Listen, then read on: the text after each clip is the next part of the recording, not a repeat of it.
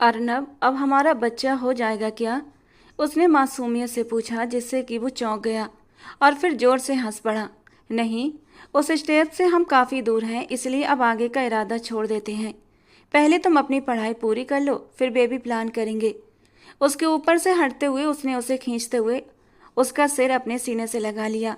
वो अर्नब के कंधे पर सर रखे उसके सीने के बालों में उंगलियां फंसाते हुए कुछ बोलने की कोशिश कर रही थी। लेकिन अर्नब, अगर बच्चा हो भी जाता है तो भी कोई बात नहीं, हम पढ़ाई आगे की जारी रख सकते हैं। आप मेरा और बच्चे का ख्याल रखोगे तो सब आसान हो जाएगा। मुझे मुझे थोड़ा सा प्यार और चाहिए, वो मासूमियत से बोल रही थी, क्योंकि उसका दिल अब अर्नब से दूर जाने को राजी नहीं था। इतने से प्यार से उसका मन नहीं भरा था, बल्कि उसके अंदर की आग और भी भड़क उठी थी। उसकी मासूम सी बातें अर्नब को बहुत प्यारी लगीं। वो उसके लबों पर धीरे से झुक गया और अपनी मोहब्बत की गहराई उसके अंदर तक उंडेलने लगा। धीरे धीरे उसकी नाइटी का ऊपरी गाउन हटाने लगा और अर्नब के नरम गरम होठों का स्पर्श उसके जिस्म पर बारिश की तरह गिरने लगा। जानवी की उंगलियां उसके बालों में फंस गईं और जब बेकरार होते हुए अर्नब ने उसकी मुलायम धड़कनों पर अपने होंठ रखे तो एक मचलती हुई सिसकी जानवी के होंठों से निकली थी। बस अब और नहीं, इससे आगे बढ़ा तो सारी हदें पार कर दूंगा। जब वो जानवी के कमरे में दाखिल हुआ तो वॉशरूम से पानी गिरने और गुनगुनाने की आवाजें सुनाई दे रही थीं। अर्नब ने एक गहरी सांस ली और बालकनी में जाकर खड़ा हो गया। आज पहली बार वो इस नकचड़ी और जिद्दी लड़की के कमरे में आया था। इससे पहले वो कभी नहीं आया था, मगर आज उसकी मजबूरी थी। उसने 2-3 बार जानवी से बात करने की कोशिश की थी, मगर वो हर बार ही उससे बचकर भाग जाती थी। तो वो मजबूरन आज उसके कमरे में ही चला आया था। उसे वहां पर खड़े हुए अभी थोड़ी ही देर हुई थी जब उसे वॉशरूम का दरवाजा खुलने की आवाज सुनाई दी। जानवी अपने ध्यान में कोई गाना गुनगुनाती हुई वॉशरूम से बाहर निकली थी। उसने तौलिए से अपने आप को लपेटे रखा था। एक तौलिया उसने बालों पर भी लपेटा हुआ था। उसकी टांगें और उसके कंधे बाजू साफ नजर आ रहे थे। पानी की बूंदें अभी तक उसके वजूद पर चमक रही थीं। उसके वहमो गुमान में भी नहीं था कि अर्नब वहां पर मौजूद होगा। दोनों की नजरें मिलीं और दोनों ही पलकें झपकाना भूल चुके थे। जानवी की हालत ऐसी थी जैसे काटो तो बदन में लहू नहीं। उसने एक जोरदार चीख मारी और अब अर्नब को हालत की नाजुकता का एहसास हुआ था। उसने झट से अपनी दोनों आंखें बंद कर ली थीं, जबकि जानवी चीख मारते हुए वॉशरूम में दोबारा घुस गई थी। ये क्या बदतमीजी है? आप मेरे कमरे में क्या कर रहे हैं? शर्म नहीं आती आपको इस तरह एक जवान लड़की के कमरे में बिना इजाजत अंदर आते? वॉशरूम के अंदर से जानवी गुस्से के मारे जोर से चीखी थी। और तुम्हारे अंदर मैनर्स नहीं? वॉशरूम से इस तरह बिना कपड़ों के बाहर कौन निकलता है? अर्नब ने भी फौरन बाहर से जवाब दिया था। मेरा कमरा, मेरा वॉशरूम, मैं जैसे चाहूँ वैसे बाहर आ सकती हूँ। आप कौन होते हैं मुझे मैनर्स सिखाने वाले? अर्नब के जवाब पर जानवी के तन बदन में आग सी लग चुकी थी। लड़की, तुम भूल रही हो कि मैं तुम्हारा कौन होता हूँ। शायद बड़ों के किए गए फैसलों को तुम भूल चुकी हो, और वही याद दिलाने के लिए मैं तुम्हें आज तुम्हारे कमरे में आया था। बड़ों के फैसले माई फुट, ये मेरी जिंदगी है और इसके फैसले लेने का अधिकार मुझे है, समझे आप? वो दोबारा से अंदर से चीखी थी। अभी के अभी मेरे कमरे से आउट हो जाओ, वरना मैं चीख चीख कर सब घर वालों को यहाँ पर इकट्ठा कर लूंगी। और इस बार अर्नब बुरी तरह घबराया था। अगर घर वाले इस वक्त जानवी के कमरे में उसे देख लेते तो एक तमाशा लग जाना था। ऊपर से वो जानवी को भी अच्छे से जानता था। वो एक की चार लगाकर कहती, और वैसे भी गलती तो अर्नब की ही थी। अर्नब को जल्दी ही अपनी गलती का एहसास हो गया कि उसे इजाज़त लेकर कमरे में दाखिल होना चाहिए था। वो कैसे भूल गया था कि ये किसी लड़की का कमरा है। उसने परेशानी से अपने माथे को मसला और फिर झुंझलाते हुए कहा, अच्छा फिक्र मत करो, मैंने कुछ भी नहीं देखा था। मैंने अपनी आंखें बंद कर ली थी, जबकि जानवी तो रुआंसू हो गई थी। आप चले जाएं यहाँ से प्लीज़। देखो, तुम जल्दी से चेंज करके बाहर निकल कर आओ, मुझे तुमसे बहुत ज़रूरी बात करनी है। जब तक मैं तुमसे बात नहीं कर लेता तब तक मैं यहाँ से नहीं जाऊँगा। लेकिन मैं आपका सामना नहीं कर सकती, मुझे अब आपसे बहुत शर्म आ रही है। इस बार जानवी ने रुआंसे अंदाज में कहा। तुम तो ऐसे बात कर रही हो जैसे मैंने तुम्हारे साथ पता नहीं क्या कर दिया है। देखो, बहुत ही ज़रूरी बात है, बात किए बिना यहाँ से नहीं जा सकता। तुम्हारे पास सिर्फ 5 मिनट हैं। 5 मिनट के अंदर अंदर बाहर निकलो, वरना जो हाल मैं तुम्हारा करूँगा तुम बाद में पछताओगी। वो शर्मिंदा होने की बजाय उस पर गुस्सा कर रहा था। जानवी को उसकी यही आदत बुरी लगती थी। चेंज कैसे करूं? कपड़े तो मेरे बाहर रखे हैं। और अर्नब ने एक नज़र इधर उधर डाली थी। सोफे पर ही उसके कपड़े उसे रखे हुए दिखाई दिए। मैं तुम्हें तुम्हारे कपड़े देता हूँ, 5 मिनट में तुरंत इन्हें पहनकर बाहर निकलो। जरा सा दरवाज़ा खोलकर जानवी ने उसके हाथ से कपड़े लिए थे और तुरंत दरवाज़ा अंदर से बंद कर लिया था। और अर्नब एक गहरी सांस लेकर रह गया था। जब से वो लंदन से आया था, इस लड़की ने उसकी नाक में दम कर रखा था। सबसे पहली बात तो उसके दिल में ज़बरदस्ती अपनी जगह बनाकर बैठ चुकी थी। उसने इस लड़की को अपने दिल से निकालने की हर मुमकिन कोशिश की थी, लेकिन मजाल है जो ये जिद्दी लड़की उसके दिल से निकली हो, बल्कि वो और भी गहराई से उसके दिल में उतरती जा रही थी। और जब बिन मांगे उसे उसकी मुराद मिल रही थी, यानी घर के बड़ों ने उनका रिश्ता तय कर दिया था, तो अब ये बेवकूफ़ सी लड़की इस रिश्ते में अड़चन का काम कर रही थी, यानी शादी से साफ इनकार कर चुकी थी। और ये बात अर्नब को आग लगाने के लिए काफ़ी थी। थोड़ी ही देर के बाद वो बाहर निकली। अब की बार उसने दुपट्टे से अपने आप को पूरी तरह ढक रखा था, लेकिन शर्मिंदगी की वजह से उसके गाल अब भी हल्के गुलाबी हो रहे थे। दांतों को होठों से कुचलती हुई वो सीधा अर्नब के दिल में उतरती जा रही थी। ब्लैक सूट के ऊपर रेड बड़ा सा दुपट्टा कंधों पर डाले वो इस वक्त बेहद मासूम लग रही थी, जबकि अर्नब की नज़रों के सामने तो उसका वही बोल्ड हुलिया घूम रहा था। उसने बेसाख्ता अपने सिर को झटका, जैसे खुद को नॉर्मल करने की कोशिश की हो। क्या बात करनी है आपने मुझसे? जानवी ने खुद को संभालते हुए अर्नब के आने का मकसद पूछा था। तुमने शादी से इनकार क्यों किया? अब वो उसकी आंखों में देखकर दो टूक अंदाज में बात कर रहा था। क्योंकि मैं आपसे शादी नहीं कर सकती हूँ। आप मेरे आइडियल पार्टनर नहीं हैं। सड़ियल और बोर इंसान। तुमसे शादी करने से अच्छा मैं आग में न कूद जाऊं। उसने मुंह बनाते बनाते आखिरी बात अपने मन में सोची थी। और वैसे भी शादी करने के लिए उस इंसान में कुछ खास होना जरूरी होता है, जो मुझे आप में बिल्कुल भी दिखाई नहीं देता। इसके अलावा भी और बहुत सी वजह हैं जो मैं दादू को बता चुकी हूँ। आप खुद ही जाकर उनसे पूछ लीजिए, उसने नजरें चुराते हुए कहा था। मुझे उनसे नहीं, मुझे तुमसे बात करनी है। तुम्हारी हिम्मत कैसे हुई इस रिश्ते से इनकार करने की? वो गुस्सा जो कई दिनों से उसके अंदर दबा बैठा था अब बाहर आ चुका था। आप मेरे साथ ज़बरदस्ती नहीं कर सकते। अगर मैं आपको पसंद नहीं करती तो आप मुझे अपने से मोहब्बत करने पर मजबूर नहीं कर सकते। वो उसकी आंखों में आंखें डालते हुए बोली थी। अर्नब उसकी इस कदर बहादुरी पर मुस्कुरा दिया था। एक वक्त था जब वो उससे ठीक से बात भी नहीं कर पाती थी, और अब वो उसकी आंखों में आंखें डालकर उससे बहस कर रही थी। वैसे तुम्हारी इस बहादुरी पर मुझे तुम्हें इनाम दे देना चाहिए। जो कोई भी तुम्हें ये सब सिखा रहा है, मैं तो उसका फ़ैन हो गया हूँ। लेकिन एक बात अपने छोटे से दिमाग में बिठा लो, तुम्हारी शादी सिर्फ और सिर्फ मुझसे होगी। अगर मेरे अलावा किसी और की तरफ नज़र उठाकर भी देखा तो तुम्हारी आंखें निकाल लूँगा। तुम चाहे मुझसे मोहब्बत करो या नफ़रत, चाहे खुशी से मुझसे शादी करो या गुस्से से, शादी अब तो सिर्फ मुझसे ही होगी। दुल्हन तो तुम सिर्फ और सिर्फ अर्नब मेहरा की ही बनोगी। ये कहकर उसने प्यार से उसके गालों को छुआ और कमरे से बाहर निकल गया। लेकिन जाते जाते वो एकदम से रुका था और फिर पीछे पलटा। आंखों में ढेर सारी चाहत और मदहोशी समेटे जानवी को गहरी नज़रों से देखा था। तुम्हारे दाएं कंधे पर जो काले रंग का तिल है ना, वो बहुत खूबसूरत है। शादी के बाद खुलकर उसकी तारीफ करूँगा। फिलहाल इतना ही कह सकता हूँ कि तुम पूरी की पूरी कयामत हो। किसी की भी सांसें छीन लेने की अच्छी भली काबिलियत रखती हो, और ये दिल तुम्हारी मोहब्बत में अब धड़क चुका है। ये कहकर उसने बाईं आंख मारी और वहाँ से चला गया, जबकि वो अपनी जगह पर एकदम शिथिल खड़ी की खड़ी रह गई थी। उसका मुंह हैरानी से खुला हुआ था। ये अर्नब था या फिर कोई और था? आज तक उसने अर्नब का ये रूप नहीं देखा था। वो तो हमेशा गुस्से में दिखाई देता था, हर वक्त अपने काम में घुसा रहने वाला, किसी से कोई फालतू बात भी नहीं करता था। लेकिन आज उसके मुंह से ये मोहब्बत भरी बातें सुनकर उसे विश्वास नहीं हो रहा था, जबकि उसके गाल शर्म की वजह से अब लाल हो चुके थे। एक नंबर का फालतू आदमी है। मैं अपनी ज़िंदगी इस फालतू इंसान के साथ बर्बाद नहीं करूँगी।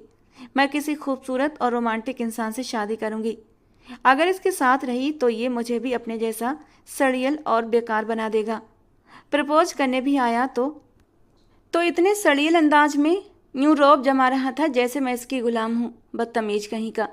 कम से कम बंदा एक गुलाब का फूल ही हाथ में ले आता। प्रपोज करने का अंदाज अच्छा होता तो शायद मैं कुछ सोच भी सकती थी। वो मुंह में बड़बड़ाती हुई बोली थी, लेकिन जैसे ही उसे कुछ देर पहले वाला सीन याद आया, उसकी पलकें शर्म से लरज उठी थीं।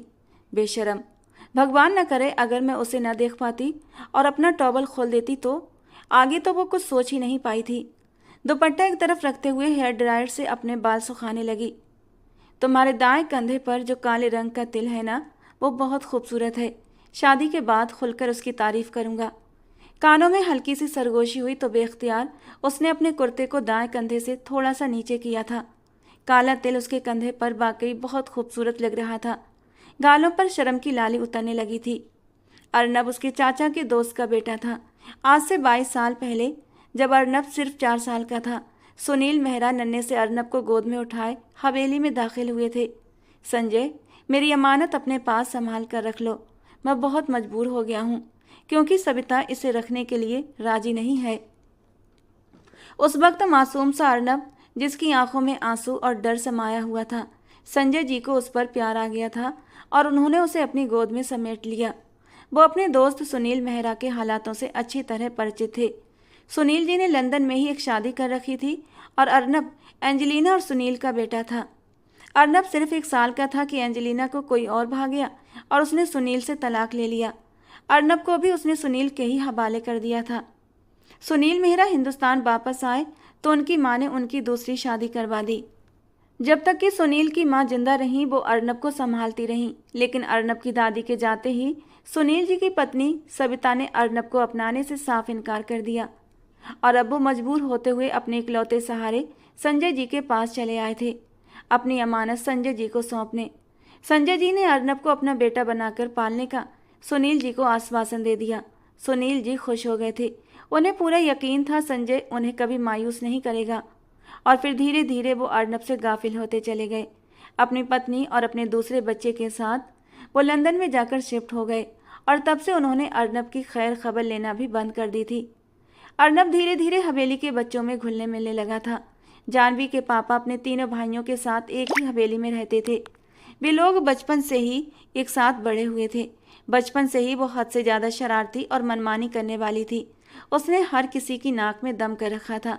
उसे घर के बड़े डांटते रहते, मगर वो सिर्फ और सिर्फ अर्नब से डरती थी, जो उसे अपनी मोटी मोटी आंखें दिखाकर चुप करवा देता था।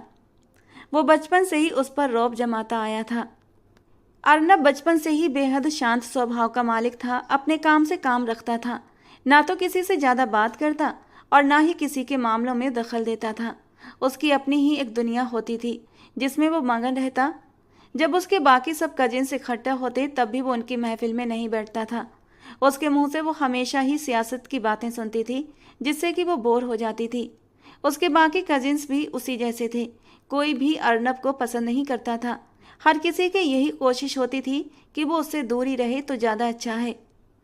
धीरे धीरे बच्चे बड़े हो रहे थे और जब अर्नब 12 साल का हुआ तो सुनील मेहरा को अपने बेटे की याद आई थी। उसके भविष्य की चिंता हुई थी और उन्होंने अर्नब को अपने पास बुला लिया और वहीं लंदन में उसका एडमिशन कराकर उसे एक हॉस्टल में डाल दिया। वहाँ पर अर्नब और भी ज़्यादा तन्हाई पसंद हो गया था और जब अर्नब की पढ़ाई कंप्लीट हुई तो उसने अपने बाप के साथ बिजनेस करने से साफ मना कर दिया था।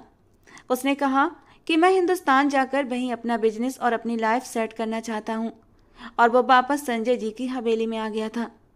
सबसे पहली मुलाकात उसकी जानवी से ही हुई थी और वो मुलाकात इतनी जोरदार थी कि वो उस मुलाकात को पूरी जिंदगी भुला नहीं सकता था।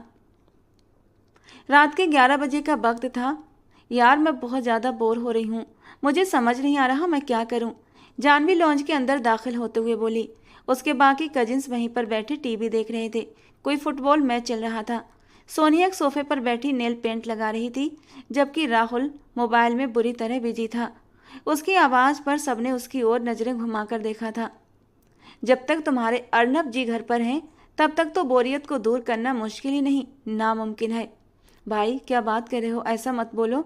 अब तो अर्नब भाई हमारी जानवी के सैया जी बनने वाले हैं। सोनिया ये कहकर ऊंची आवाज़ में हंसने लगी तो वो बुरा सा मुंह बनाते हुए बोली, अगर दोबारा तुमने ये बात कही तो मैं तुम्हारा कचूमर बना दूंगी। मैंने उस खड़ूस से शादी नहीं करनी और मैंने इस बारे में दादी को भी बता दिया है। और तुम्हें लगता है कि दादी जी तुम्हारी बात सुनेंगी? अरे अर्नब साहब तो उनके सबसे फेवरेट होते हैं और अर्नब साहब ने खुद ही तो ये बात कही है कि वो तुमसे शादी करना चाहते हैं। वैसे जिस नज़र से वो तुम्हें देखते थे, मैंने तो तुम्हें पहले ही कह दिया था कि महोदय तुम पर फिदा हो चुके हैं। एक तुम ही थी जो मेरी बात पर यकीन नहीं करती थी। प्लीज़ यार, इस तरह की बातें मत करो। मेरे सर में वैसे ही बहुत तेज़ दर्द है। उसकी शक्ल एकदम रोने वाली हो गई थी। राहुल को उस पर तरस आ गया, इसलिए सोनिया को डांटते हुए बोला, बस कर जाओ, ये फालतू बातें मत करो। अच्छा चलो बैडमिंटन खेलते हैं। काफ़ी अरसा हो गया है, मैंने जानवी के साथ कोई बेट नहीं लगाई। इसको हराने में बहुत मज़ा आएगा। और यूं ही नौजवान कजिन्स का टोला घर के पिछले हिस्से की ओर चला गया, जहां पर बैडमिंटन लगाई गई थी। इसके साथ ही उसका छोटा कजिन स्पीकर भी ले आया था। तेरे चाचा की शादी है क्या? राहुल ने स्पीकर को देखते हुए कहा। उनकी शादी तो काफ़ी पहले हो गई थी और फिर उस शादी का तोहफा भी हमें मिल गया है। रजत ने जानवी की तरफ इशारा किया और खिलखिलाकर हंस दिया, जबकि वो गुस्से से पहलू बदल कर रह गई थी। आज सब लोग ही उसे तंग कर रहे थे और वो अच्छी तरह जानती भी थी कि इसकी वजह क्या है। थोड़ी ही देर में वहां पर टोनी कक्कड़ के गाने गूंजने लगे थे। सब लोग अपनी मस्ती में पूरी तरह डूब चुके थे। उन्हें खेलते हुए थोड़ी ही देर हुई थी कि किसी ने स्पीकर आकर बंद कर दिया। जानवी और राहुल ने गुस्से से पलट कर देखा तो वहां पर अर्नब भाई खड़े थे। कुछ शर्म वरम आती है तुम लोगों को या नहीं? कुछ मैनर्स हैं या नहीं? मगर तुम लोग क्या जानो कि वो क्या चीज़ होती है।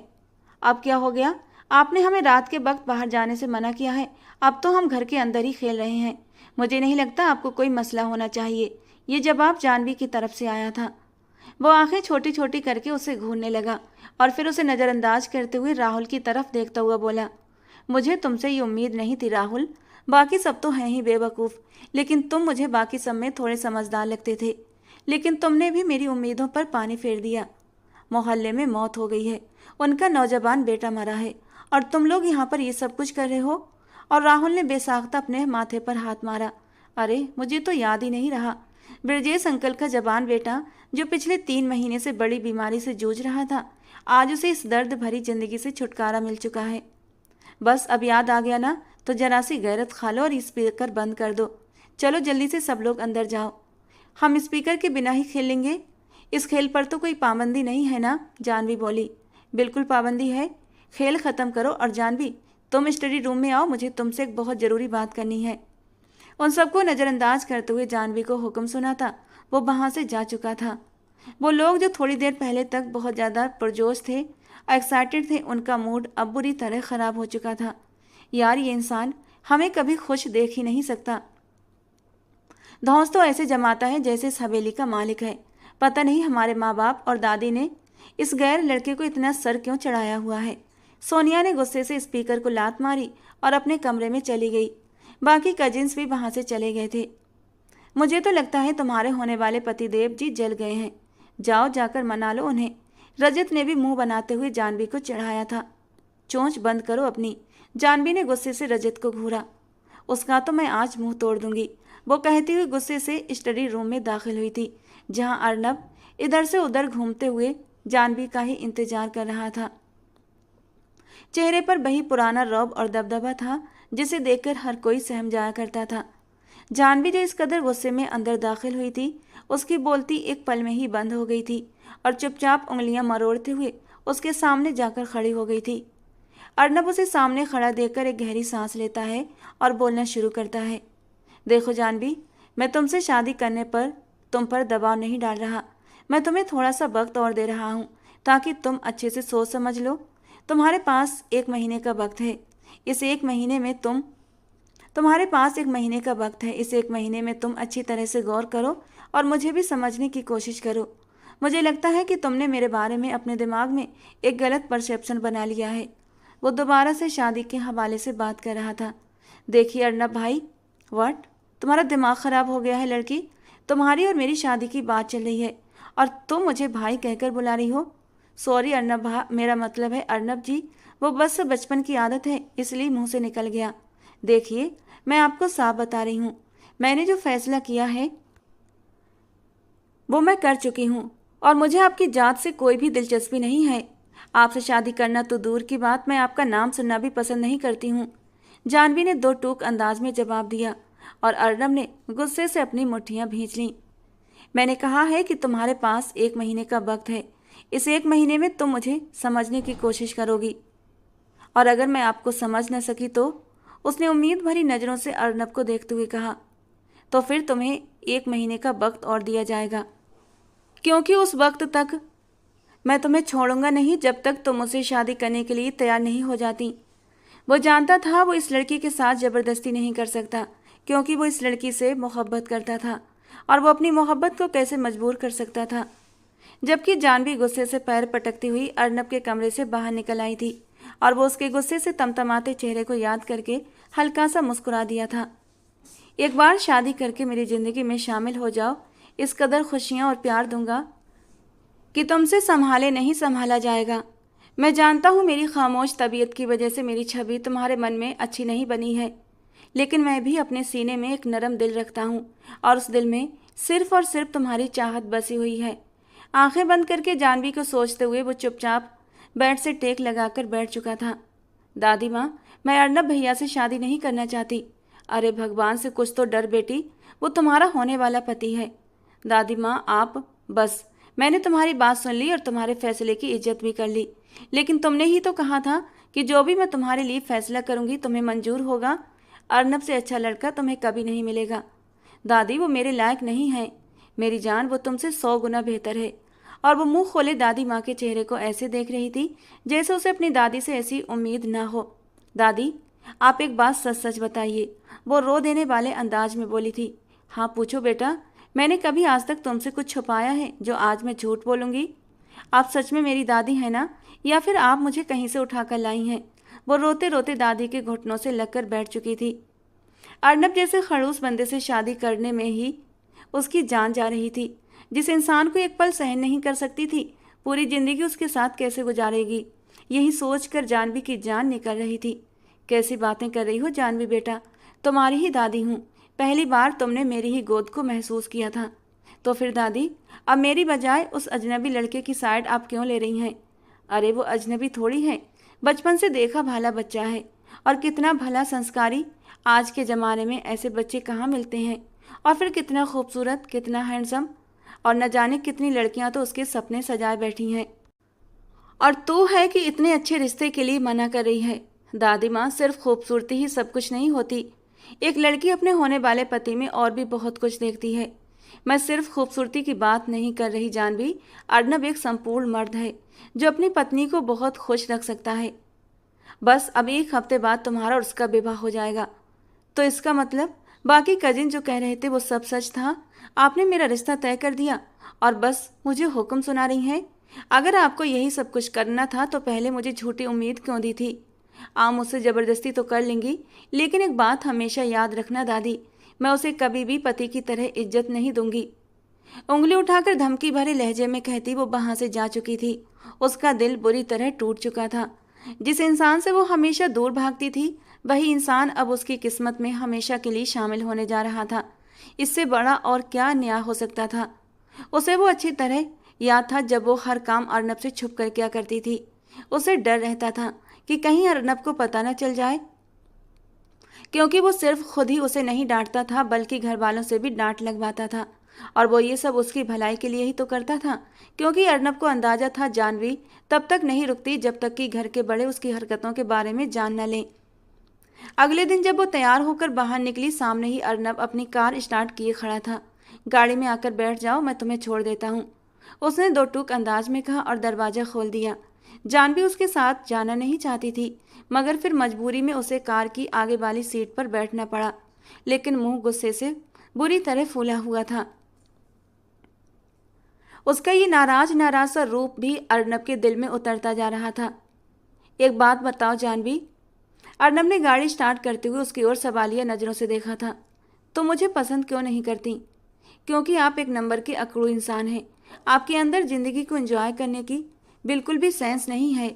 इतना सब कुछ तुमने मेरे बारे में जान लिया, मगर मुझे नहीं लगता कि हम कभी भी एक दूसरे से ढंग से बात भी किए हैं। इंसान को देख कर ही अंदाज़ा लग जाता है कि वो कितना पानी में है। वो उसे सिर से लेकर पैर तक गहरी निगाहों से घूरती हुई बोली थी, और अर्नब जोर से हंस पड़ा। तो फिर तुम्हें मेरे बारे में जरा भी अंदाज़ा नहीं है, क्योंकि मैं वैसा बिल्कुल भी नहीं हूँ जैसा तुम सोच रही हो। वो उसे तिरछी नज़रों से देखते हुए बोल रहा था। उसकी आंखों में एक अजीब सी तपिश थी जिससे जानवी का शरीर अब कांपने लगा था। अगले ही पल अर्नब ने उसका हाथ अपने हाथों में थामते हुए हल्के से दबा दिया था और जानवी बुरी तरह हड़बड़ाई थी। इस बात की उसे उम्मीद नहीं थी कि अर्नब उसका यूं हाथ पकड़ लेगा। जानवी ने अपना हाथ छुड़ाने की कोशिश की, लेकिन अगले ही पल अर्नब ने उसका हाथ ऊपर उठाते हुए उस पर अपने होंठ रख दिए थे और जानवी का दिल जोरों से धड़क उठा था। तुम्हारी नज़र में जिंदगी को एंजॉय करना क्या होता है, मुझे बता दो, ताकि मैं तुम्हारी ख्वाहिशों को पूरा करने के लिए अभी से तैयारी शुरू कर दूं। वो शरारत से उसे देखते हुए मुस्कुरा रहा था और जानवी की तो जान लबों पर आई थी। उसने एक झटके से अपना हाथ उसके हाथों से खींचा था और शर्म से चेहरा लाल लिए वो खिड़की के बाहर देखने लगी। उसे अपने दिल की हालत बिल्कुल भी समझ नहीं आती थी। वो अर्नब से शादी भी नहीं करना चाहती थी, लेकिन अर्नब जरा सा उसके करीब आ जाता तो उसकी धड़कनें बुरी तरह शोर मचाने लगती थीं। गाल शर्म की वजह से गुलाबी पड़ने लगते थे। उसके चेहरे की लाली अर्नब की निगाहों से छुपी नहीं रह सकी थी। उसके लबों पर एक हल्की सी शरारती मुस्कान आई थी। अभी तो मैंने सिर्फ प्यार से तुम्हें जरा सा छुआ है और तुम्हारी ये हालत हो गई। सोचो, जब मैं तुम्हारे पास आऊँगा, तुम्हारी खूबसूरती में पूरी तरह डूब जाऊँगा, अपनी शिद्दतों से तुम्हें तर कर दूंगा, तब तुम्हारा क्या हाल होगा। नाजुक सी जान है तुम्हारी, लेकिन पति चाहिए तुम्हें रोमांटिक मिजाज। तुमने मुझे अभी ठीक से जाना नहीं है, लेकिन तुम्हारी जानकारी के लिए बता दूं, जितना मैं रोमांटिक हूं उसका 1% भी तुम मुझे सह नहीं पाओगी। वो उसके कानों के पास आकर धीमे से बोला था तो जानवी को एक झटका सा लगा। दिल जैसे पसलियां तोड़कर बाहर आने को तैयार हुआ था। पलकें शर्म से लरज उठी थीं, गाल बुरी तरह दहकने लगे। उसे अर्नब से इस तरह की बात की बिल्कुल भी उम्मीद नहीं थी। ये आप कैसी बातें कर रहे हैं, मुझे समझ में नहीं आ रहा। उसने जानबूझकर अनजान बनने की कोशिश की थी। चिंता मत करो, सिर्फ 1 हफ्ता बाकी है। 1 हफ्ते के बाद तुम सब कुछ अच्छे से खुद ही समझ जाओगी। मैं आपसे शादी नहीं करूंगी, ये मैं आपको साफ बता चुकी हूँ। उसकी सुई फिर से वहीं पर जाकर अटक गई थी। इस बार अर्नब ने उसकी बात को पूरी तरह नज़रअंदाज कर दिया। हमारी जोड़ी तो पहले ही तय हो चुकी है, तुम मेरे भाग में लिखी जा चुकी हो। अब मौत के अलावा हमें कोई दूसरा जुदा नहीं कर सकता। आपको तो मुझसे नफरत थी ना, आपको मैं अच्छी नहीं लगती थी, आप तो हमेशा मुझे नीचा दिखाते रहते थे, फिर अचानक आप मुझसे शादी क्यों करना चाहते हैं। तुम जितने भी सवाल कर रही हो ना, उन सब का जवाब मैं अभी नहीं दे सकता। उन सवालों के जवाब पाने के लिए तुम्हें हमारी शादी की रात का इंतजार करना पड़ेगा। उस रात मैं तुम्हें एक एक बात विस्तार से बताऊंगा, तुम्हारे सारे गिले सारी शिकायतें दूर कर दूंगा। बस मुझ पर विश्वास रखो। वो उसके हाथों को दोबारा से पकड़ते हुए बोला तो जानवी ने झट से अपना हाथ पीछे खींच लिया। उसके दिल की हालत अब थोड़ी थोड़ी बदल चुकी थी। पहली बार अर्नब उसके इतना करीब आया था और पहली बार उसने इतने भावुक शब्द कहे थे। जब वो कॉलेज के अंदर आई, उसका चेहरा मुरझाया हुआ था, उसकी आंखों में उदासी साफ झलक रही थी।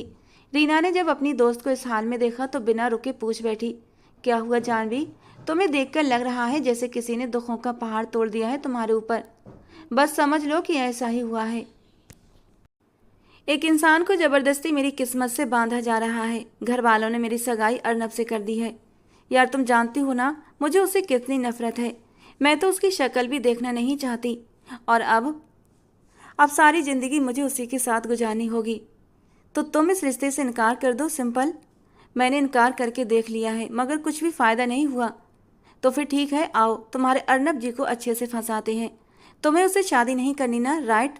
मैं तुम्हारे साथ कोई ज़बरदस्ती नहीं होने दूंगी। तुम बस मुझ पर विश्वास रखो और वादा करो तुम मेरा साथ दोगी।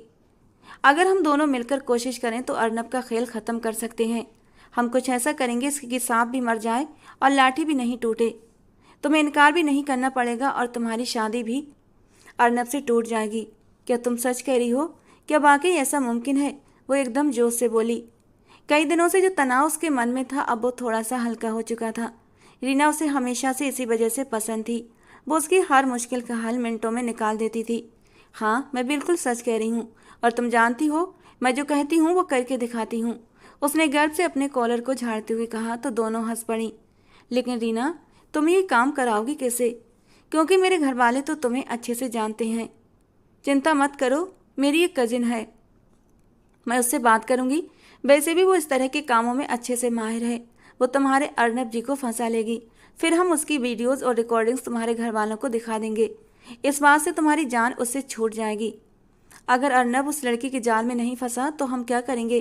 क्योंकि मैं उसे अच्छे से जानती हूँ। एक नंबर का खड़ूस और लड़कियों से दूर भागने वाला इंसान है। पता नहीं उसे मुझ में ऐसा क्या नजर आया जो मेरे पीछे हाथ धोकर पड़ गया है। यार ये तो हो ही नहीं सकता, क्योंकि हर मर्द खूबसूरती का दीवाना होता है। और तुम जानती हो कि मेरी कजिन कितनी ज़्यादा खूबसूरत है, वो किसी को भी अपने पीछे लगा सकती है।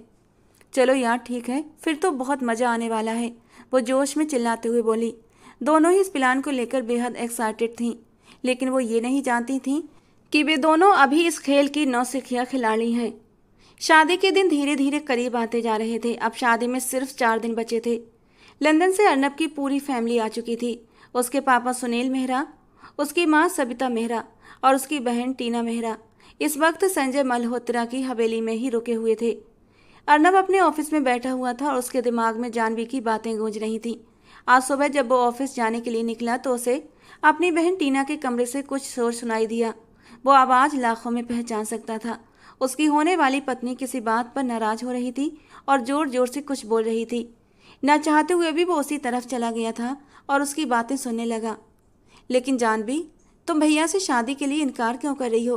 कितने प्यारे से तो हैं भैया, इतने लविंग केयरिंग, हर किसी का ख्याल रखते हैं। और मैं तो उनकी सगी बहन नहीं हूँ, लेकिन बिल्कुल सगों की तरह मुझे प्यार करते हैं। टीना अपने भाई की तारीफ में जमीन आसमान एक कर रही थी और जिसे सुनकर अर्नब के होंठों पर एक हल्की सी मुस्कान आई थी। उसे सच में अपनी ये छोटी सी बहन बहुत प्यारी थी। सगे सौतेले का फर्क वो नहीं करता था। जबकि टीना की बात पर जानवी ने बुरा सा मुंह बनाया था। भीतर से जानवी की गुस्से से भरी आवाज़ अर्नब को सुनाई दी। तुम जानती हो ना, तुम्हारा भाई बिल्कुल भी रोमांटिक नहीं है। मैं उस इंसान के साथ कैसे ज़िंदगी बिताऊंगी? यार सच में वो बहुत बोरिंग है। और तुम जानती हो ना कि मुझे रोमांटिक लोग पसंद हैं। तुम प्लीज़ अपने माँ बाप से बात करो ना, वो बिल्कुल भी मेरे जैसे नहीं हैं और मैं उसके जैसे आदमी के साथ ज़िंदगी नहीं बिता सकती। सॉरी जानवी भाभी, मैं आपकी इस बात में मदद नहीं कर सकती। टीना ने साफ हरी झंडी दिखा दी थी और जानवी मुंह बिसूर कर रह गई। जबकि बाहर खड़े अर्नब के होंठों पर एक दिल फरेब सी मुस्कान आई थी। मेरी छोटी सी नाजुक सी जान को रोमांटिक पति चाहिए। जस्ट वेट एंड वॉच, देखना ऐसा रोमांस करूंगा कि जिंदगी भर उस रोमांस को भूल नहीं पाओगी। वो अपने निचले होंठ को दांतों से कुचलता हुआ धीरे से बड़बड़ाया था और फिर चुपचाप दबे कदमों वहां से निकलता हुआ अपने ऑफिस चला आया। और अभी भी ऑफिस में बैठा हुआ सिर्फ जानवी के बारे में ही सोच रहा था। उसने घर का कोई भी बड़ा छोटा ऐसा नहीं छोड़ा था जिससे उसने विनती न की हो, मगर सबका यही कहना था कि वो तुम्हारे लिए एकदम परफेक्ट हैं। देखना तुम उसके साथ बहुत खुश रहोगी।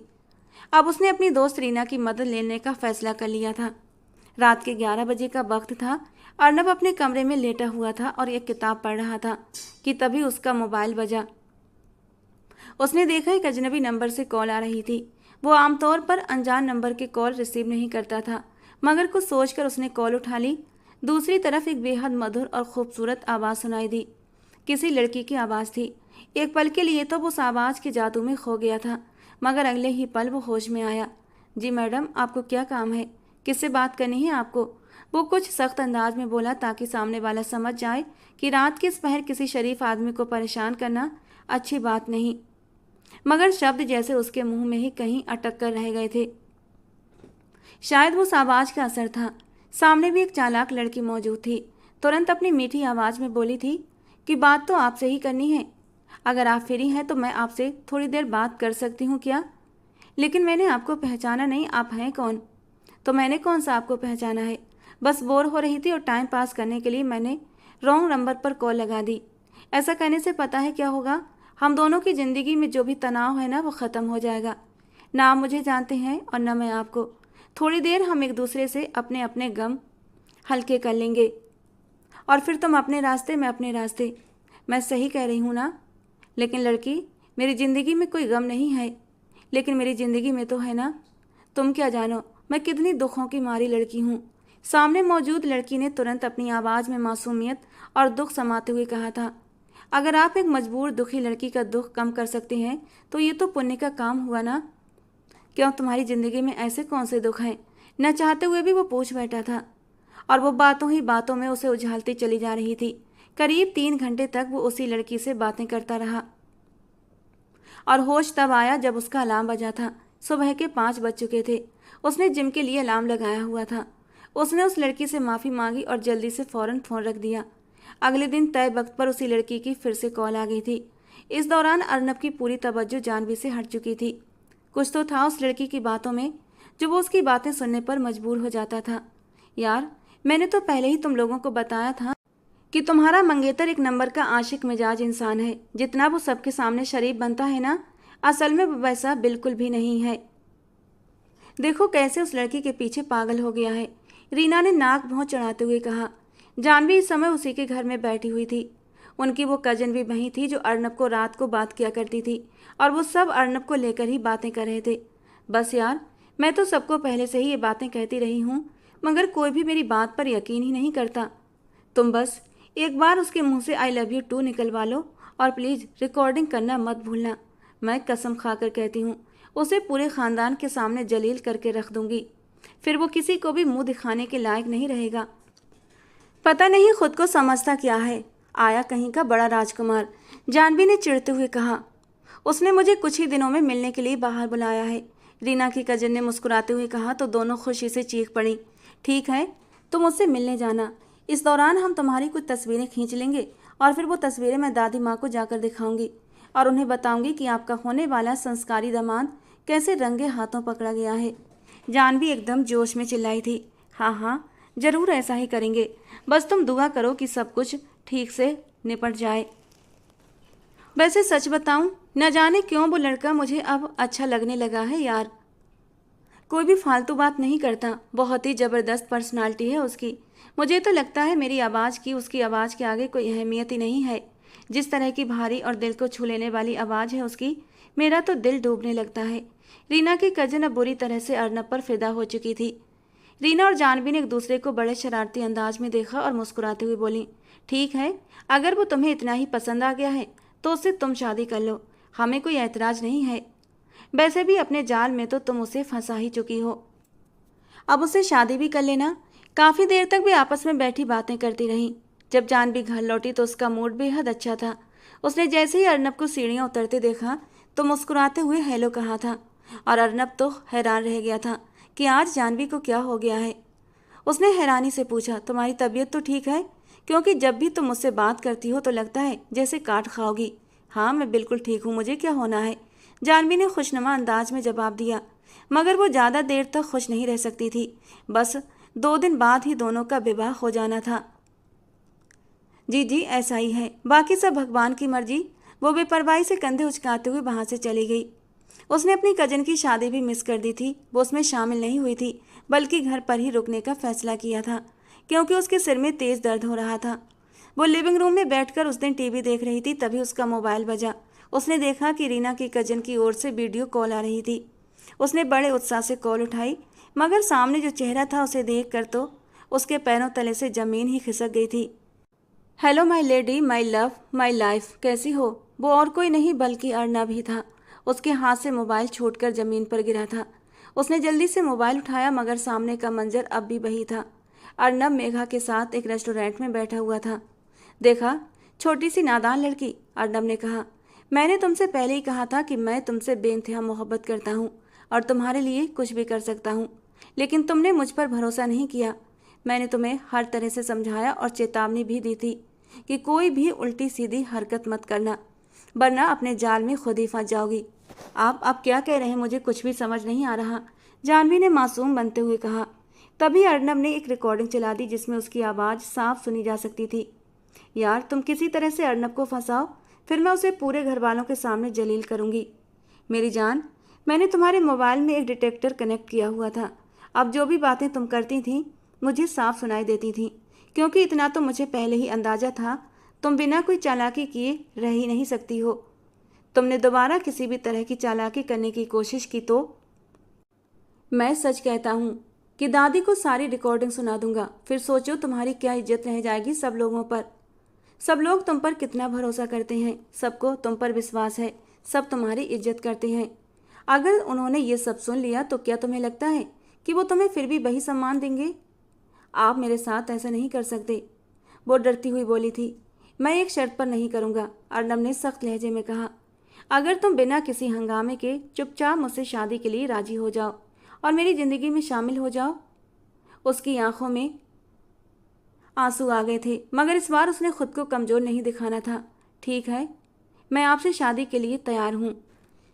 ये कहकर उसने गुस्से से कॉल काट दी। वो अर्नब को फंसाना चाहती थी, लेकिन खुद बुरी तरह फंस चुकी थी और अब ऐसी फंसी थी कि निकलने का कोई रास्ता नहीं था। मेरी तो किस्मत ही खराब है, जब भी कुछ अच्छा करने की सोचती हूँ बुरा होता है। आंसू उसकी आंखों से चुपचाप बहते जा रहे थे। इस बार जो उसके साथ हुआ था वो जानती थी अब उसे मरते दम तक चैन नहीं मिलेगा। शादी का दिन आ गया था, लेकिन जब उसने शादी की सजावट देखी तो उसका दिल एक बार फिर खुशी से खिल उठा। उसने जो कुछ सोचा था सब कुछ बिल्कुल वैसा ही था। उसकी ख्वाहिश के मुताबिक बहुत ही रोमांटिक सफ़ेद और लाइट ब्लू रंग की थीम रखी गई थी और ये सारा इंतजाम हवेली के पिछले हिस्से में किया गया था। उसने खुद किसी भी तैयारी में हिस्सा नहीं लिया था, बल्कि वो अपने कमरे में बंद हो गई थी, क्योंकि उसे लगता था सब कुछ बहुत ही सादगी से होगा। एक नंबर का खड़ूस और बोर इंसान किसी को भी अपने शौक पूरे नहीं करने देगा। लेकिन उसके होठों पर एक हल्की सी मुस्कान बिखर गई थी। उसी समय अर्नब हवेली के अंदर से दाखिल निकल हुआ था और जब उसने अपनी होने वाली पत्नी के चेहरे पर मुस्कान देखी तो उसका दिल भी खुशी से भर गया। वो लड़की उसके लिए उसकी पूरी दुनिया थी, जिसकी खुशी के लिए वो किसी भी हद तक जा सकता था। उसने अपने लिए शादी का जोड़ा तक पसंद नहीं किया था, लेकिन जो जोड़ा उसके लिए मंगवाया गया था वो बिल्कुल वैसा ही था जैसा उसने कभी अपनी कजिन के सामने अपनी ख्वाहिश के रूप में जिक्र किया था। अर्नब ने उसी कजिन से उसकी पसंद के बारे में पूछा था और वही जोड़ा उसके लिए मंगवाया था। वो जोड़ा लगभग 5 लाख का था, लेकिन उसने बिना कुछ सोचे समझे उसे खरीद लिया था। घर के बड़े लोगों ने उसे इस बात पर डांटा भी था कि क्या ज़रूरत थी इतना ज़्यादा पैसा खर्च करने की, मगर उसके लिए उसकी पत्नी की खुशी सबसे ज़्यादा मायने रखती थी। अगर उसकी पत्नी को वो लहंगा पहनकर खुशी मिल रही थी तो इसका मतलब था उस लहंगे की कीमत वसूल हो चुकी थी। उसने तैयार होकर जैसे ही खुद को आईने में देखा तो ऐसा लगा जैसे आसमान से उतरी हुई कोई अप्सरा हो। उसका दिल पहले बहुत बेचैन और उदास था, लेकिन अब इन सारी तैयारियों को देखकर वो थोड़ी सी राहत महसूस कर रही थी। मगर एक बात अब भी उसे अंदर से परेशान कर रही थी। अगर अर्नब ने उसके किए का बदला लिया तो, या अगर वो बाकी वैसा ही कठोर इंसान निकला जैसा वो समझती थी, तो वो आगे जीवन कैसे बिताएगी। उसका विवाह बहुत ही सुंदर तरीके से संपन्न हुआ था और अब वो जानवी अर्नब बन चुकी थी। शादी में रीना और उसकी कजन मेघा भी आई हुई थी। न चाहते हुए भी जानवी का ध्यान मेघा और अर्नब पर ही लगा हुआ था। मेघा तो अर्नब के आसपास ही मंडरा रही थी और ये देखकर जानवी के दिल पर जैसे सांप लौट रहे थे। उसे मेघा का अर्नब के करीब आना आज बिल्कुल भी अच्छा नहीं लग रहा था, और ऐसा क्यों था वो खुद भी नहीं जानती थी। उसका दिल धक से रह गया जब स्टेज पर मेघा ने शरारत में आकर अर्नब की गोद में बैठने की हिमाकत कर दी और अर्नब भी उसकी कमर में बाहें डाल चुका था। एक ठंडी लहर उसके पूरे वजूद में दौड़ गई और वो हल्के हल्के कांपने लगी। गुस्से के मारे उसका बुरा हाल था। मिस्टर अर्नब, कुछ ज़्यादा ही शौक चढ़ा है ना तुम्हें इस परकटी कबूतरी के साथ रोमांस करने का? सबक सिखाना पड़ेगा तुम्हें। उसने गुस्से से दांत पीसते हुए सोचा था। जब वो कमरे में पहुंची तो अंदर का दृश्य बाकी देखने लायक था। पूरा कमरा लाल गुलाबों से सजा हुआ था। दरवाजे से पलंग तक फूलों की एक सुंदर पगडंडी बनाई गई थी और पलंग पर गुलाबों से दिल का आकार बना था, जिसमें उसका और अर्नब का पहला अक्षर लिखा था। ये सब कुछ उसकी कल्पना के बिल्कुल अनुरूप था। जब अर्नब कमरे में दाखिल हुआ तो जानवी डर के मारे बेड से उठकर खड़ी हो गई कि यकीनन अर्नब अब उसे उसके किए की सजा देगा। उसे क्या पता था कि रीना का बनाया गया प्लान उसी के गले की हड्डी बन जाएगा। उसे इस तरह डरता देखकर अर्नब चौंका था। जानवी, इतना डरने की क्या ज़रूरत है? मैं जानता हूँ ये शादी तुम्हारी मर्जी के खिलाफ हुई है, लेकिन मैं वादा करता हूँ तुम्हारी मर्जी के बिना कभी तुम्हारे करीब नहीं आऊँगा। अर्नब की बात सुनते ही जानवी के चेहरे से डर जाता रहा। वो अपनी उंगलियां मरोड़ते हुए कुछ कहने की कोशिश करने लगी। बोलो जानवी, कुछ कहना चाहती हो? अर्नब, मुझे आपसे कोई शिकायत नहीं थी। मैं ये शादी टालने के लिए सब बहाने बना रही थी, लेकिन शादी से बचना क्यों चाहती थी? इसीलिए ना कि मैं ज़्यादा रोमांटिक नहीं हूँ और तुम्हें रोमांटिक पति चाहिए था। अर्नब ने हल्के से हंसते हुए अपनी घड़ी उतार कर साइड टेबल पर रखते हुए जानवी से पूछा। हाँ, ये बात भी थी, लेकिन असली वजह कुछ और थी। मैं अभी पढ़ना चाहती थी, लेकिन घर वालों ने मेरी ये जिद ये कहकर तोड़ दी कि शादी के बाद भी पढ़ाई की जा सकती है। लेकिन मुझे पता है शादी के बाद कोई नहीं पढ़ता, सब घर गृहस्थी और बच्चों में उलझ जाते हैं। मुझे पता है शादी के अगले साल ही बच्चा हो जाता है अब मेरी सहेली को ही देख लो, उसके घर वालों ने कहा था कि शादी के बाद पढ़ लेना। शादी हो गई और जब उसके एग्ज़ाम होने वाले थे तभी उसकी डिलीवरी भी का समय चल रहा था। बस छूट गई उसकी पढ़ाई बीच में ही, और बस इसीलिए मुझे ऐतराज़ था। अर्नब जोर से हंस पड़ा। बस इतनी सी बात? तो तुम मुझे पहले बता देती। ये तो बहुत अच्छी बात है जानवी कि तुम पढ़ना चाहती हो, और मैं भी वादा करता हूँ तुम्हारे हर सपने को पूरा करने में तुम्हारा साथ दूंगा। तुम्हें डॉक्टर बनना है ना? शौक से डॉक्टर बनो। मैं तुम्हारे सपने के बीच कभी नहीं आऊँगा। जब तक तुम्हारा सपना पूरा नहीं हो जाता हम अपने रिश्ते की शुरुआत नहीं करेंगे। न हम दोनों एक दूसरे के करीब आएंगे और ना ही बच्चा होगा। अब तो खुश? जानवी हैरत से उसे देखती रह गई। कोई इतना महान कैसे हो सकता है? जाओ, जाकर फ्रेश हो जाओ और सो जाओ। ये कहकर वो अपने स्टडी रूम में चला गया था और जानवी को बिल्कुल भी यकीन नहीं हो रहा था कि कोई इतना अच्छा भी हो सकता है। अगले दिन उनकी रिसेप्शन पार्टी थी और मेघा फिर से आई थी। आज भी वो कोई मौका नहीं छोड़ रही थी अर्नब के करीब आने का, जबकि जानवी अंदर ही अंदर जल भुन रही थी। पार्टी होते होते काफ़ी रात हो चुकी थी जब मेघा अर्नब के पास आई। अर्नब, देखो ना, मेरा ड्राइवर मुझे लेने अब तक नहीं आया है। मैं घर कैसे जाऊंगी? तो उससे क्या करी हो, मुझसे कहो। मैं तुम्हें अपने ड्राइवर के साथ भेज देती हूँ, जानवी बोली। कैसी बातें कर रही हो जानवी? एक जवान लड़की को अकेले ड्राइवर के साथ भेज दोगी? तुम्हें पता है ना आजकल ज़माना कितना ख़राब है। वो मासूमियत की सारी हदें पार करते हुए बोली थी और जानवी दांत पीस कर रह गई। अर्नब प्लीज़ तुम मुझे छोड़ दो ना, बस आधे घंटे की तो बात है। वो ऐसे जिद कर रही थी जैसे वो उसकी कुछ लगती है। जानवी, मेघा सही कह रही है, हमें उसकी जिम्मेदारी लेनी ही चाहिए। आखिर वो हमारी मेहमान है और हमारा फ़र्ज बनता है उसे सुरक्षित उसके घर तक पहुंचाना। चलो मेघा, मैं तुम्हें छोड़ आता हूँ। और जानवी का तो तन बदन गुस्से से कांपने लगा था। अर्नब उसे कितनी लगन से छोड़ने जा रहा था। थोड़ी देर बाद वो लौट आया था, तब तक जानवी भी रूम में चली गई थी। जानवी अब उसका कमरे में आने का इंतजार कर रही थी, लेकिन उसका गुस्सा अब भी आसमान पर था। जैसे ही अर्नब कमरे में दाखिल हुआ, जानवी ने तेज आवाज़ में कहा, बहुत अच्छे, अब मेहमानों को घर तक छोड़ना भी तुम्हारी जिम्मेदारी बन गई है। अर्नब समझ गया था कि अब तूफान आ चुका है। जानवी, मेघा अकेली थी। तो क्या हुआ? मैंने कहा था ना मैं उसे ड्राइवर के साथ भिजवा दूंगी। लेकिन तुम्हें तो बस हीरो बनने का शौक है ना, हर लड़की के लिए महान बनने की ज़रूरत नहीं है। तुम गलत समझ रही हो। भले ही जानवी ने अर्नब से शादी से इनकार कर दिया था, लेकिन अब वो उस पर सिर्फ अपना हक समझती थी। कोई और आकर उस पर अपना दावा कैसे कर सकता था? उसका दिल चाह रहा था या तो उस लड़की को ख़त्म कर दे या फिर अर्नब को। आज पूरा दिन अर्नब उस पर कटी कबूतरी के साथ बिजी रहा था और ये जानवी को अंदर तक चुभ गया था। उसकी आंखें भर आई थीं। वो सीधी हुई और अर्नब की ओर देखने लगी, जो अपने माथे पर हाथ रखे अब आराम से सो चुका था। अब तो उसका ये सोना भी जानवी को हजम नहीं हो रहा था। वो धीरे धीरे खिसक कर अर्नब के पास आ गई थी और हल्के से उसे छूने लगी, जैसे अपनी मौजूदगी का एहसास दिला रही हो। उसकी नज़दीकी से अर्नब चौंका था, लेकिन सांस रोके लेटा रहा, कुछ भी नहीं बोला था। अगले ही पल जानवी धीरे धीरे उसके और भी करीब हुई थी, यहाँ तक कि उसकी धड़कनें अर्नब के कंधे को छूने लगी थीं और अर्नब के पूरे तन बदन में एक ज्वाला सी भड़क उठी थी। क्या मसला है तुम्हारा जानवी? क्यों पास आ रही हो? वो एकदम झुंझलाकर बोला था। अर्नब की इस कड़ी प्रतिक्रिया पर जानवी की आंखों में आंसू आ गए। वो कुछ कह न सकी, गला रुंध गया। वो चुपचाप उठी, तकिया उठाया और जाकर सोफे पर लेट गई। उसका ये रूप देखकर अर्नब माथा मसलता रह गया था। जानवी अपनी पीठ मोड़कर आंसू बहाने लगी, लेकिन जानवी का रोना भी अर्नब को सहन नहीं हो रहा था। एक गहरा सांस लेते हुए अर्नब उठा और उसके पास चला आया। उसे बाहों में भर लिया। छोड़िए मुझे। वो घबरा गई थी और हाथ पैर मारने लगी, खुद को छुड़ाने की कोशिश करने लगी, लेकिन अर्नब ने उसे सीधा बिस्तर पर लाकर छोड़ा। लड़ना है, रोना है, जो भी करना है यहीं करो, लेकिन बेड से नीचे मत उतरना, वरना मुझसे बुरा कोई नहीं होगा। वो सख्त लहजे में बोला। क्यों नहीं जाऊँ नीचे? मेरी मौजूदगी से आपको दिक्कत हो रही है ना? पूरा बिस्तर चाहिए तो ले लीजिए। मैं अब से हमेशा सोफे पर ही सो जाया करूँगी, बल्कि कल ही दूसरा बेड भी मंगा लूँगी। वो गुस्से में क्या क्या बोल रही थी, बिना सोचे समझे उसे कुछ भी पता नहीं था। अर्नब ने गहरी सांस ली। जानवी, मैंने तुम्हें बेड पर सोने से मना नहीं किया, लेकिन तुम भी जानती हो कि तुम किस कदर मेरे करीब आ रही थी। इंसान हूँ मैं, अगर बहक गया तो फिर तुम मुझे ही इल्ज़ाम दोगी। जानवी ने मासूमियत से कहा। लेकिन मुझे बस आपके सीने पर सिर रखकर सोना था, वैसे जैसे बाकी कपल्स करते हैं। बात सिर्फ यहीं तक नहीं रुकेगी जानवी, इससे आगे फिर एक तूफान आएगा जो तुम सह नहीं सकोगी। तुम समझ नहीं रही हो।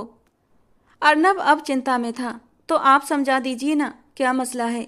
मैं आपके सीने पर सिर भी नहीं रख सकती, और वो परकटी कबूतरी तो आपके गले से ऐसे लिपटी थी जैसे पता नहीं क्या हो, और आप भी उसे अपनी गोद में बिठा रहे थे।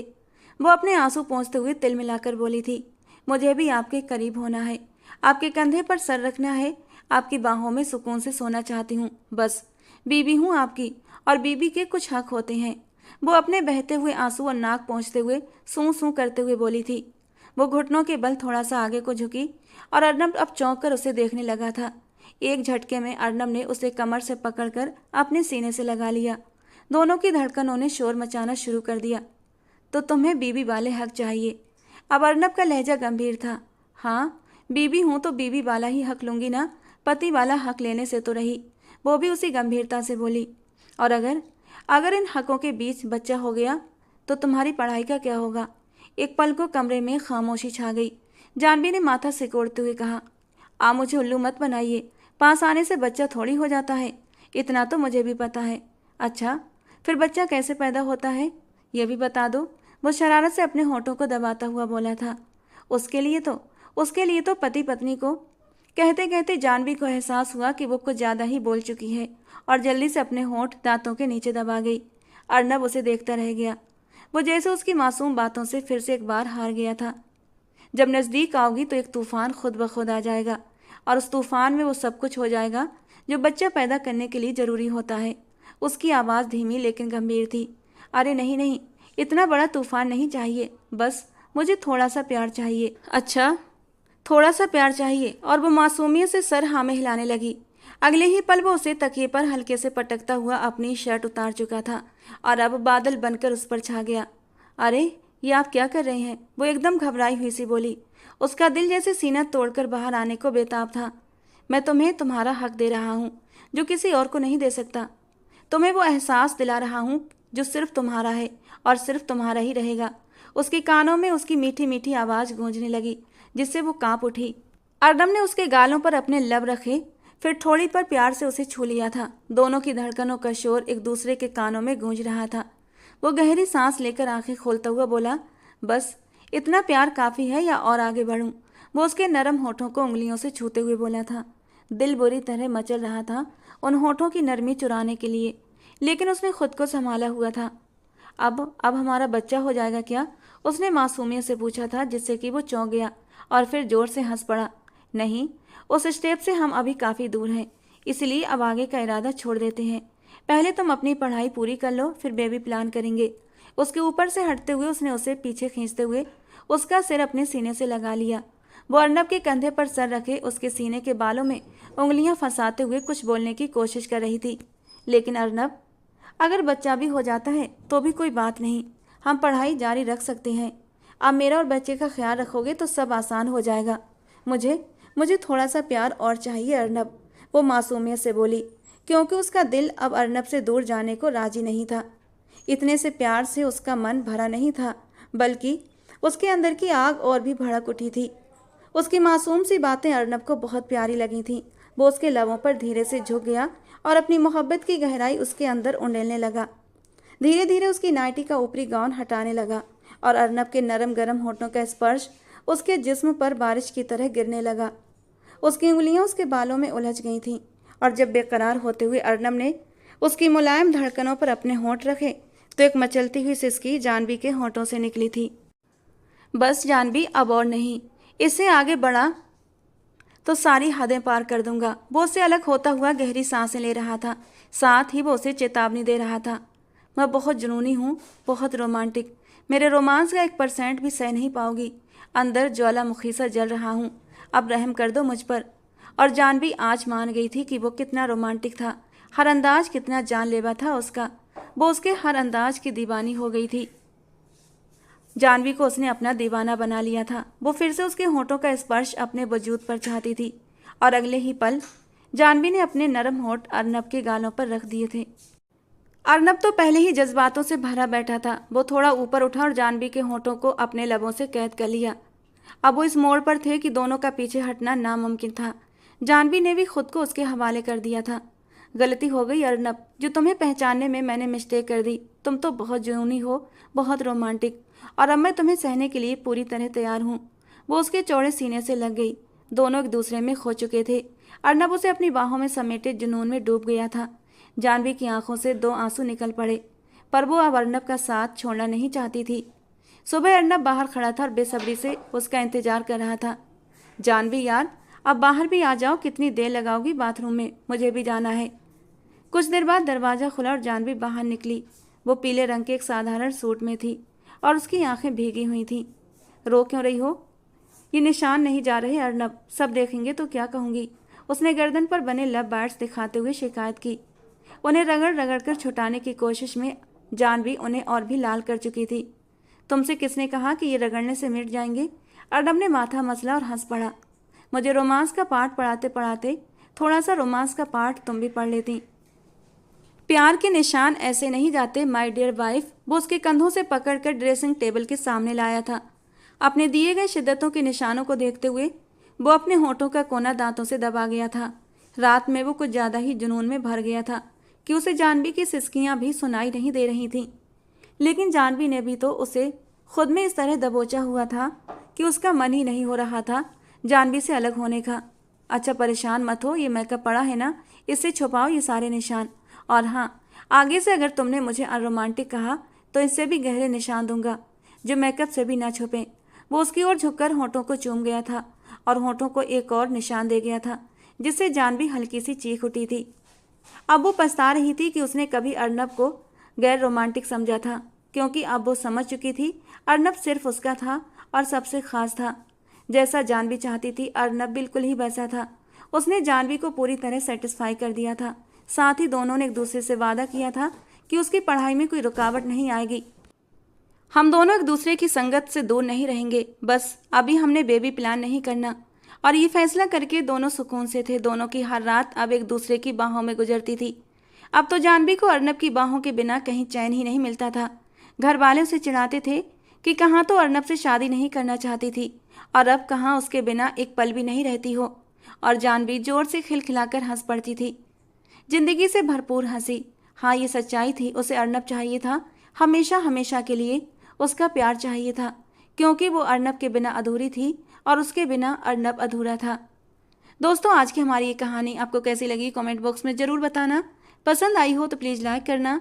रोज़ एक नई कहानी सुनने के लिए हमारे चैनल को सब्सक्राइब करना। मिलते हैं दोस्तों अगली किसी नई रोमांटिक कहानी के साथ।